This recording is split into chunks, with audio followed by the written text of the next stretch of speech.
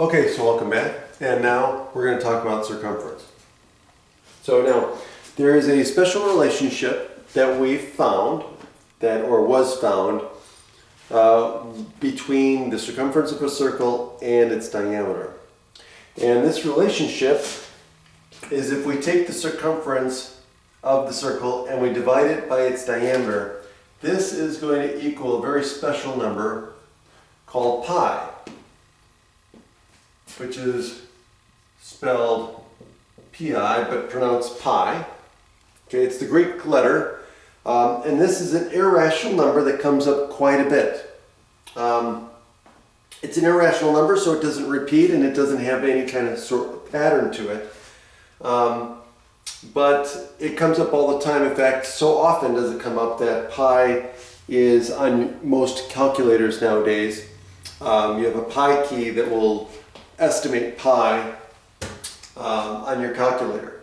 Okay, but this relationship helps us come up with a formula for the circumference of a circle, because all we have to do is take this formula here and solve for c, and we get the circumference of a circle is equal to pi times d.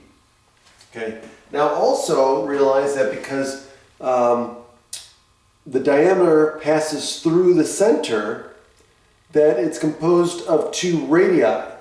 Okay. So we also know that the diameter is equal to 2 times the radius of a circle as far as the length. Okay. So this formula can also be written as 2 pi r, where we're just replacing d with 2 times r, and then just using the commutative property to move things around. And so either one of these two formulas can be used for circumference. The area of a circle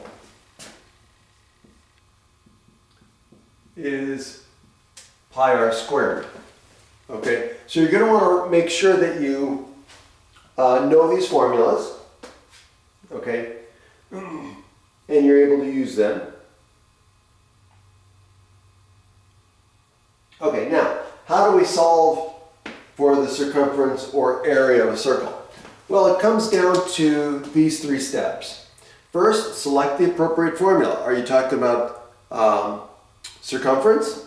Then you're going to choose one of these 2 formulas. If you're talking about area, then you're going to use this formula here. Okay? Then what you do is you substitute the values of r or d as appropriate, depending on the formula that you're using, and then evaluate the formula by doing the indicated operations. Okay? Now, again, just one more thing. So again, if I draw a circle, just so you guys I can illustrate this. Okay? So the diameter is the line that goes through the center.